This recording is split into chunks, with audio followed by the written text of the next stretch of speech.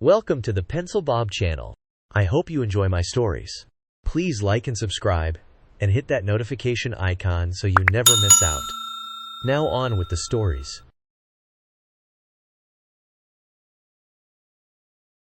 Karen's nephew Ben had always loved pulling pranks, especially on his Aunt Karen, who was practically a magnet for the absurd. Karen had a special way of seeing the world, through a filter that made even the most outlandish things seem reasonable to her.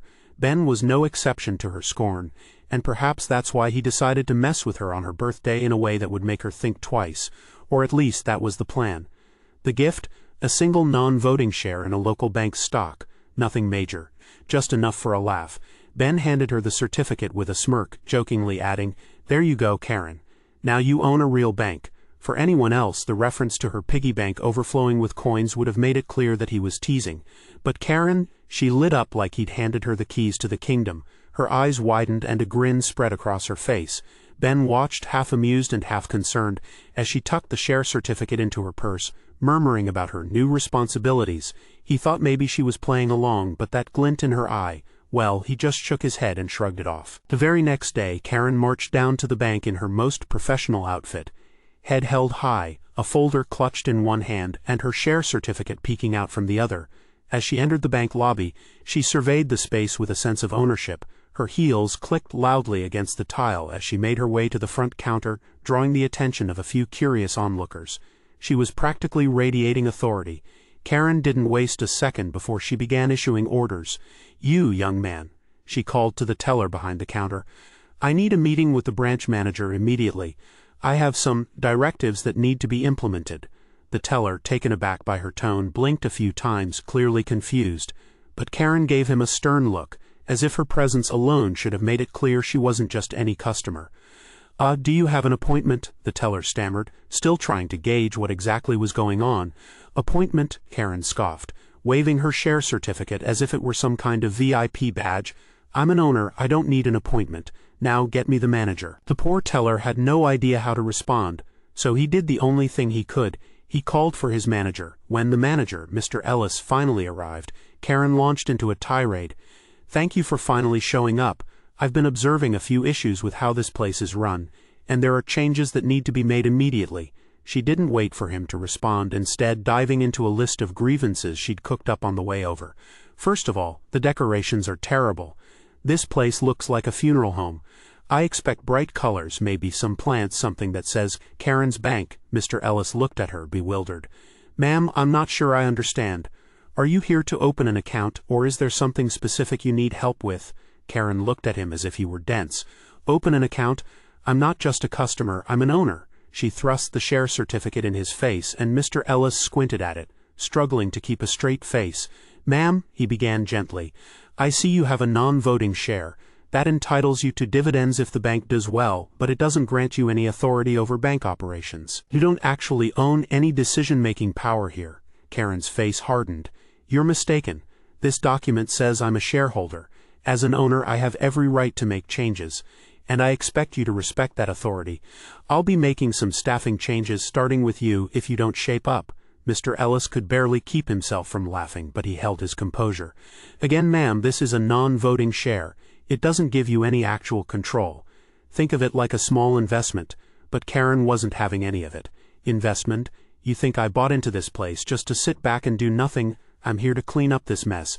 Starting with the decor, then the employee uniforms, and maybe a little restructuring. I've been thinking, shorter hours, better music, maybe a complimentary refreshment station." By this point, other employees had started to gather, quietly watching the show unfold. Mr. Ellis tried one last time to reason with her. "Ma'am, please understand," Karen interrupted, her voice rising. "I understand just fine. I'm the new owner here, and I won't have anyone standing in the way of progress. You're either with me or you're out." Finally, Mr. Ellis couldn't take it anymore.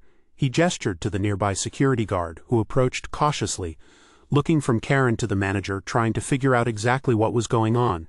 Karen turned on the guard, her voice dripping with condescension. "Perfect timing. I need you to remove this man," she said, pointing at Mr. Ellis, "from my building. He's clearly not on board with my vision for the future of this institution." The guard raised an eyebrow, glancing at Mr. Ellis for guidance. Mr. Ellis gave him a small nod, signaling him to stay calm. "Ma'am, I'm here for the safety of everyone," the guard said politely. "Why don't we just take a seat and talk things through calmly?" But Karen was having none of it. "I don't need a seat. I need this place to run the way I see fit, and if you won't escort him out, then you're just as useless as he is." The guard exchanged a look with Mr. Ellis, who gave a small shrug. Finally, seeing no other option, the guard quietly called the police, explaining the situation in hushed tones as Karen continued to rant about her plans for the bank. She was pacing now, practically outlining an entire business model to the bewildered onlookers in the lobby. It wasn't long before 2 police officers entered the bank, assessing the situation with raised eyebrows. One of them approached Karen, speaking in a calm, authoritative tone. "Ma'am, we've received reports of a disturbance here. Can we have a word?" Karen spun around, her expression shifting from anger to pure outrage. "Oh, fantastic. The authorities are here. Just the people I need to escort these insubordinate employees out of my bank." The officer blinked, taken aback. "Ma'am, I don't think you understand." "No, you don't understand," she interrupted, thrusting her share certificate at him. "I own this place, and I'm done with the disrespect. These people refuse to acknowledge my authority, and I want them gone." The officer took a deep breath, clearly trying to maintain his patience. "Ma'am, owning a single share doesn't grant you control over the bank. It's just a small stake, not a position of power." Karen's face flushed, her voice shaking with frustration. "Are you all in on this? Are you part of the conspiracy to undermine me?" "Because I won't be silenced." The officer exchanged a look with his partner, who subtly shook his head. They'd clearly dealt with difficult individuals before, but Karen was something else. "Ma'am, I'm going to have to ask you to leave the premises." Karen crossed her arms defiantly. "I'm not going anywhere. This is my property, and I demand that you arrest these people for trespassing." The officers shared another glance, and one of them stepped forward. "Ma'am, if you don't leave voluntarily, we may have to escort you out." "Please, let's handle this peacefully," Karen scoffed, her voice dripping with disdain. "Oh, I see how it is. You're all against me, protecting this sham of an institution. Fine. But mark my words, there will be consequences." As the officers gently guided her toward the exit, she continued to shout about her ownership and the injustice of it all. A few of the employees snickered quietly, exchanging glances as Karen's voice faded into the distance. Once Karen was gone, the tension in the lobby dissolved into laughter. Mr. Ellis shook his head, chuckling as he turned to his employees. "Well, that was something. Everyone okay?" The employees nodded, still smirking at the bizarre encounter. Meanwhile, out on the sidewalk, Karen was still seething, muttering to herself about taking this to the next level. She stormed off, swearing to file complaints, call her lawyer, anything to get her bank back under control. Ben, hearing about the incident later, couldn't contain his laughter. "Only Karen," he muttered to himself, shaking his head in disbelief. If you like our stories, then please like and subscribe and comment, and remember to hit that bell icon so you never miss out. We have new stories almost every day. The parking lot was packed that Saturday, the kind of day where you're lucky to snag any spot at all, let alone your favorite one. People were loading up their trunks, kids were hanging onto shopping carts, and everywhere you looked, there were shoppers squeezing in and out between cars. I'd barely made it out myself, loaded down with bags, and had started my slow trek toward my car when one heard the first shriek. A few rows down, a woman was standing next to a dark blue sedan, hands on her hips, and face twisted into what I can only describe as an expression of pure outrage. I recognized her instantly. It was Karen, a regular around here, and a notorious figure among mall employees and patrons alike. Karen had a reputation for considering the parking lot an extension of her territory. And there she was, staring daggers at a small silver car parked in what I now realized must have been her so-called favorite spot. Now, this parking spot wasn't anything special. Just a standard spot about 10 feet closer to the entrance than the next one. But from the look on Karen's face, you'd think someone had keyed her car or stolen her purse. She began muttering loudly to herself as she fumbled in her oversized handbag for her phone. The bags on her arm jostled with each jerky movement, and I could see her face turning redder by the second. By now, a few people had started to notice the scene. Karen was always hard to ignore, but today she was in rare form. "How dare they?" she hissed, just loud enough for everyone nearby to hear. "This is my spot." She kept repeating it, like the words alone would conjure some unseen authority to back her up. The driver of the silver car, a young guy in his 20s, came strolling back from the mall, holding a smoothie in one hand and his car keys in the other. He looked up just in time to see Karen marching toward him, her finger pointing directly at his car. His confusion was evident. He looked around, probably wondering if there was someone behind him Karen could possibly be addressing. But no, her gaze was fixed on him, and he had no choice but to stop in his tracks. "Excuse me," Karen barked, her voice carrying across the parking lot. "Did you think you could just take someone else's parking space?" The guy blinked, clearly caught off guard. Just parked here. I didn't realize it was reserved." Karen let out a scoff loud enough to make people pause mid-stroll. "It's my spot," she declared, gesturing emphatically with one hand while gripping her phone in the other. "Everyone who comes here knows I always park here." The poor guy looked around again, hoping someone else would step in. "I didn't know it was a personal property or anything." He was trying to keep his cool, but I could see his eyes darting around, clearly uncomfortable. Karen wasn't letting him off that easy. "You young people have no respect," she snapped. "None at all." She whipped out her phone and pointed it at him, hitting the record button with a flourish. "People need to see how I'm being treated," she announced, not to him specifically, but loud enough to draw more attention. A small crowd was gathering now, some folks laughing, others looking a little worried. Phones were coming out, recording her, recording him. "Have every right to park here," the guy said, looking directly into her phone's camera with a calm face, the kind that shows he's done with the nonsense. "This is a public lot, lady." But Karen had already decided this was her battlefield, and she wasn't backing down. "Oh, so now I'm just some lady to you, huh?" she gasped, clutching her chest like the word alone was a slap in the face. "This is harassment. I'm being harassed." The guy sighed and tried to walk around her, but Karen stepped in his path, blocking him with a stance that suggested she wasn't moving anytime soon. "You're not going anywhere," she said, her voice quivering with exaggerated drama. "Not until you admit that you were wrong for stealing my spot. Look, I just came here to get some shopping done." "I didn't know I was signing up for some parking lot soap opera," he shot back, his patience clearly running thin. Karen's eyes went wide, and she gave a gasp so dramatic it could have earned her an award. "Oh, so I'm a joke to you now," she said, voice dripping with indignation. "I knew it. You're just another one of those people who think they can push people like me around." She waved her phone, still recording, practically shoving it in his face. The guy's jaw tightened, and he took a step back. "Listen, I'm not here to cause trouble. I parked in an open spot. I didn't do anything wrong." Karen let out a short, humorless laugh. "Oh, you think you can just say that and walk away? Not so fast." She pulled her car keys out of her bag with a flourish and turned to her own car parked directly behind his. With a smug smile, she unlocked her vehicle, got in, and threw it into park just inches from his bumper. She was effectively trapping him in place. "Are you serious?" he asked, incredulous.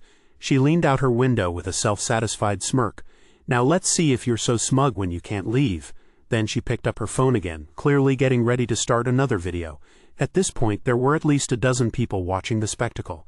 Some were openly laughing, others whispering amongst themselves, and a few were holding their own phones up, capturing every moment. I could hear people chuckling, and one person muttered, "This woman's unreal." Meanwhile, Karen was narrating into her phone, loud enough for everyone to hear. "Here we have a classic example of disrespect and entitlement," she announced, gesturing toward the guy who just shook his head in disbelief. "People think they can do whatever they want, no consequences." The guy held up his hands, trying to reason with her one more time. "Look, just move your car. This is ridiculous." But Karen wasn't listening. Instead, she did something so outlandish I nearly burst out laughing. She took a deep theatrical breath as if she'd just run a marathon, then staggered out of her car and dropped down onto the pavement, clutching her head. I can't breathe," she whimpered. "This stress, it's too much. Someone call 911. People in the crowd exchanged looks. Some rolled their eyes. Others started laughing openly. The guy she was blocking just stared, bewildered. "You're kidding me." Karen closed her eyes and let out a pitiful moan. This is what happens when people disrespect boundaries," she said to no one in particular, her voice growing weaker and more pitiful with each word. "I'm being attacked by inconsiderate drivers." The guy took a deep breath, clearly trying to hold on to his patience. "Listen, no one's attacking you. You're just upset over a parking spot. It's not that deep." But Karen was too far gone, fully committed to her act now. She cracked one eye open to make sure people were still watching, then let out another dramatic gasp. "Oh, you think it's a joke? You think someone lying on the pavement is funny?" Just then, a woman from the crowd spoke up. "Ma'am, if you're really having a medical issue, someone should call an ambulance. But if this is just about a parking spot, you might want to, get up." Karen shot her a withering look. "You don't understand, none of you do. This is my spot. I've been parking here for years, and now this." Her voice trembled, and she looked around at the growing circle of onlookers, desperate for a flicker of sympathy. But all she got were stifled laughs and a few more recording phones. The guy, finally fed up, walked over to one of the security guards who had wandered over to see what was going on. "Look man, she's blocking me in and causing a whole scene over a parking spot. Can you do something?" The guard sighed and walked over to Karen, who was now sprawled out like she was waiting for her Oscar nomination. "Ma'am," he said, trying his best to stay professional, "we can't have you lying down in the middle of the parking lot. This is dangerous." Karen looked up at him, eyes filled with what she probably thought was righteous indignation. "I'm being bullied," she cried. "This man has stolen my parking spot, and I can't take it anymore. I need justice." The guard glanced at the guy, who just shrugged helplessly. "Ma'am, it's first come, first served in this lot.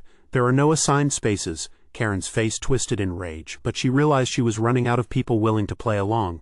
With one last huff, she stood up, brushing herself off and glaring at the guard. "Fine, but I'm filing a complaint. I have video evidence of this whole ordeal." She waved her phone triumphantly, as if she'd just cracked a major crime. The guy rolled his eyes as he finally got into his car, and Karen stomped back to hers, muttering to herself the entire way. As she revved her engine and peeled out of the parking lot, people burst into laughter, the tension dissolving into pure comedy.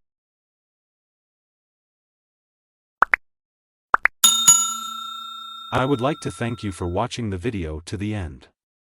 To encourage us to make more videos, please like, subscribe, comment, as well as share. Check out this other video if you haven't already.